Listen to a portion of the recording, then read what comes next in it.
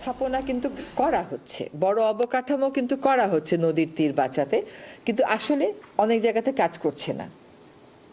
এবং একটা ন্যাচারাল ইকোসিস্টেমের সাথে আপনি কি পরিমাণ ইন্টারফেরেন্স করতে পারেন এবং সেই ইন্টারফেরেন্স আসলে কতটুকুন টেকসই হবে, এইগুলো বুঝবার সক্ষমতাও কিন্তু আমাদেরকে নিতে হবে। কাজে আমরা কয়লা ভিত্তিক বিদ্যুৎ প্রকল্প করব কি করব না, এটা যেমন একটা আমাদের পরিকল্পনার বিষয়, তেমনিভাবে আমাদের নদী ভাঙন প্রবণ এলাকায় কতটুকুন জায়গা বাদ দিয়ে আমরা মানব বসতি করব, এটাও কিন্তু আমাদেরকে চিন্তা করতে হবে।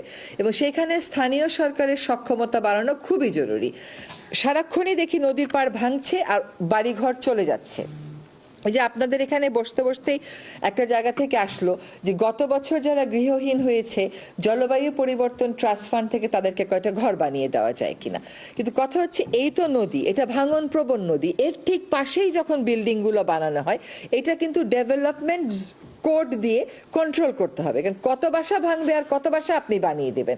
এবং খাস জমি যখন বিতরণ করা হয়, বন্দোবস্ত দেওয়া হয়, সেখানে সর্বাগ্রে ভূমিহীনদেরকে প্রাধান্য দিতে হবে, এটা আইনে আছে, কিন্তু পায় না তো। চরগুলো তো একটার পর একটা সংস্থা সরকারি প্রতিষ্ঠান নিয়ে যায়, ভূমিহীন মানুষদেরকে তো আমরা জায়গা দিতে পারি না। এবং দেখেন বাংলাদেশে যত আমরা বলি না কেন, এই যে রিক্সা, আপনি শব্দ দূষণ বলেন, বায়ু দূষণ বলেন, স্লো মুভিং ভেহিকেল রাস্তায় রেখে আপনি কেমন করে এই সমস্ত সমস্যার সমাধান করবেন? স্লো মুভিং ভেহিকেল, মানুষ কি শখ করে রিক্সা চালায়? আপনি পারবেন একদিন রিক্সা চালাতে? যখন তার আর কিচ্ছু করার থাকে না তখন সে রিক্সা চালায়। মানুষ কি শখ করে বস্তিতে থাকে? আপনি পারবেন একদিন বস্তিতে থাকতে?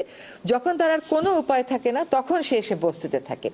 মুশকিল হচ্ছে যে আমরা নদী ভাঙা লোকজনের সুরক্ষার জন্য আমাদের আসলে একটা বড় ধরনের পরিকল্পনা দরকার, কেমন করে তাদেরকে আমরা পুনর্বাসন করবো।